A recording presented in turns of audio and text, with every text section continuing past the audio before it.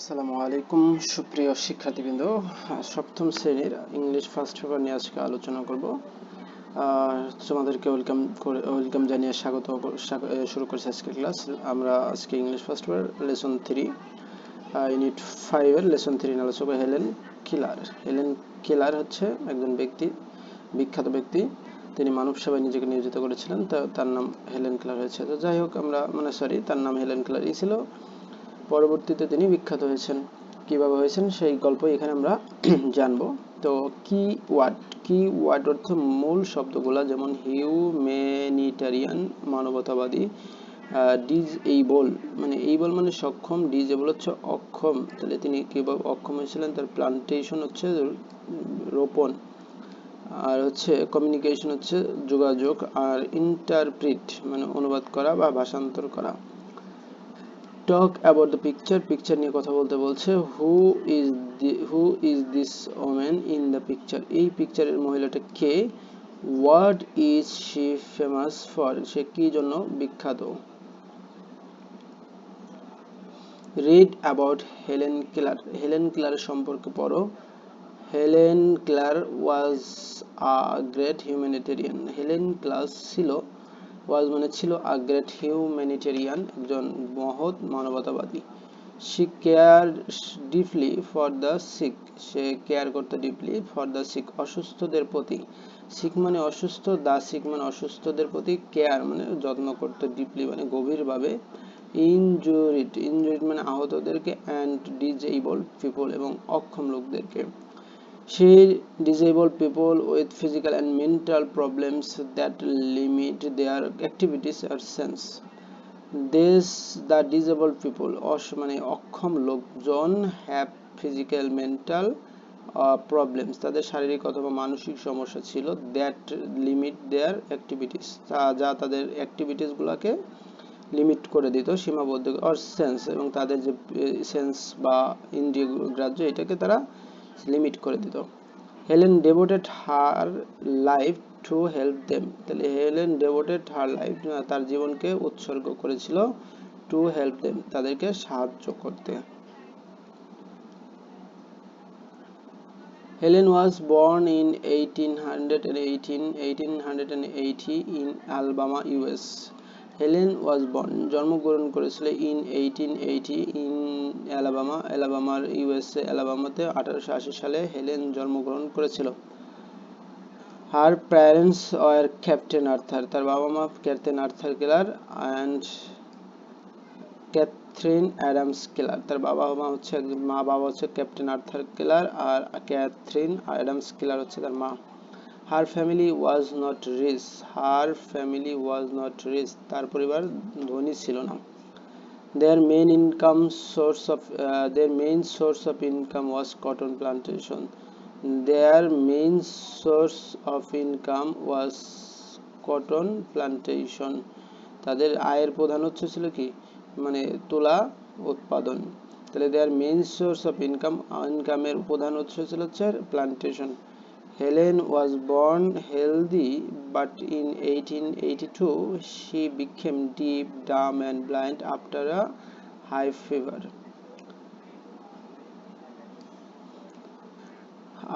So Helen was born healthy, সে জন্মগতভাবে স্বাস্থ্যবান হিসেবে জন্মগ্রহণ করেছিল, but in 1882 she became deaf, dumb and blind after a high fever. একটা বড় ধরনের জ্বরের ফলে তিনি অন্ধ, তারপর হচ্ছে বোবা এবং বধির হয়ে গেছিল 1882 সালে। Her father heard about Perkins School for the Blind in Boston and contracted director there. Her father heard about Perkins School. তার বাবা পার্কিন স্কুল সম্পর্কে জানলো, ফর দ্য ব্লাইন্ডদের জন্য, ইন বোস্টনে, and contacted the director there, সেখানে পরিচালকের সাথে সে যোগাযোগ করেছিল। In 1887 the director sent one of his best students, Annie Salvian. তাহলে ডিরেক্টর 1887 সালে তার একজন বেস্ট স্টুডেন্ট অ্যানি সালভিয়ানকে পাঠালো টু হেল্প, সাহায্য করতে হেলেনকে।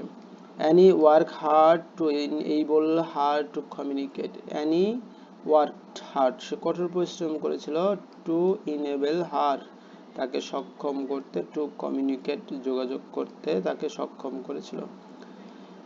In 1890, Helen's formal education started at Horace Mann School for the Deaf in Boston.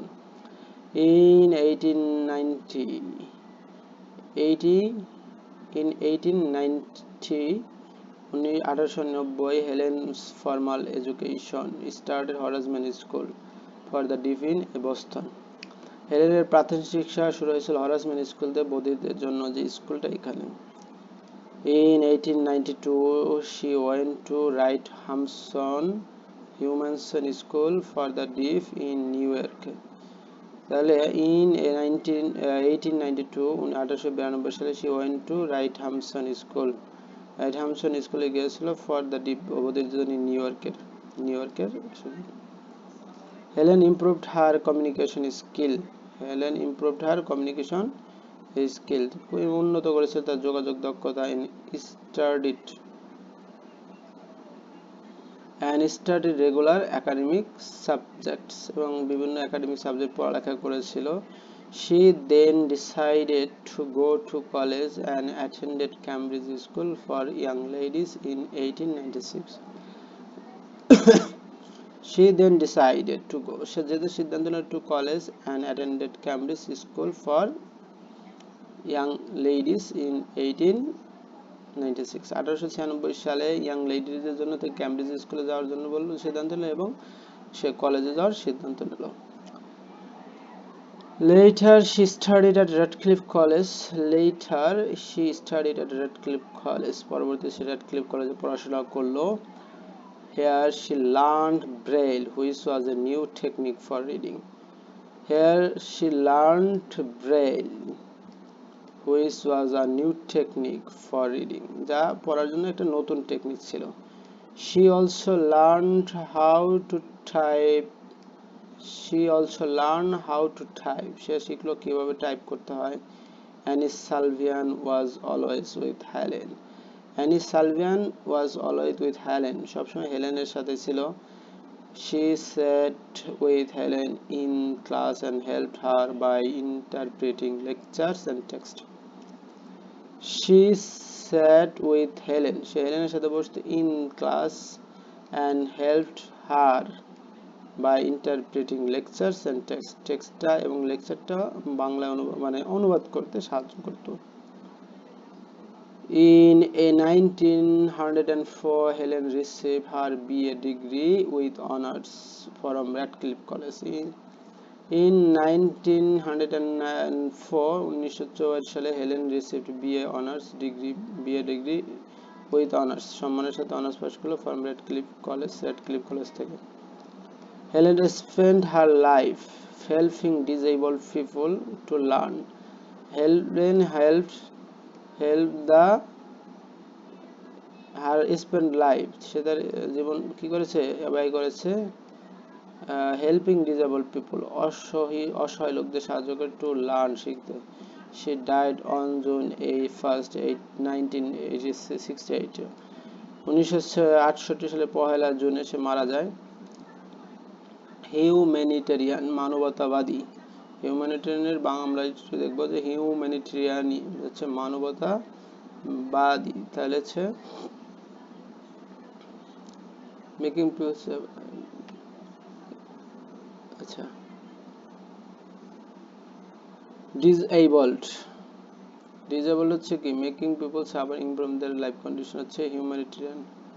Plantation, a large area of land, crops, sugarcane, banana grown. তাহলে plantation is a large area of land where crops like sugarcane, banana, etc. are grown. মানে অসংখ্য এলাকা যেখানে sugarcane, banana এগুলো কি হয়, জন্মানো হয়। Interpret সে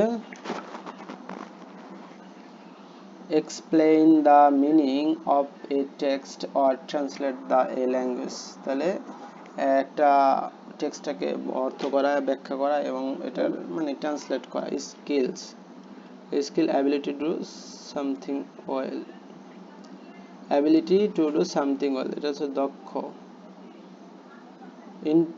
ডিসেবলড অক্ষম, unable to use part of body easily or completely because of illness, injury etcetera. তাহলে তোমার বডির একটা অংশ মানে অসুস্থতা বা ইনজুরির কারণে ডিসেবল হয়ে গেছে। Humanitarian, the ability to something well, কোনো কিছু ভালো কিছু করার লক্ষ্য। ট্রু অর ফলস, সত্য অথবা মিথ্যা। ইফ ফলস, যদি মিথ্যা হয়, গিভ দ্য কারেক্ট অ্যান্সার, সত্যের উত্তর দাও। Helen always helped the suffering people, true. She came from a rich family, false, poor family. Annie Sullivan was a good teacher of Helen Keller, not মানে helping hand ছিল। She started young, she died young, false. Sullivan was taught by Helen, false. Helen was taught by Sullivan.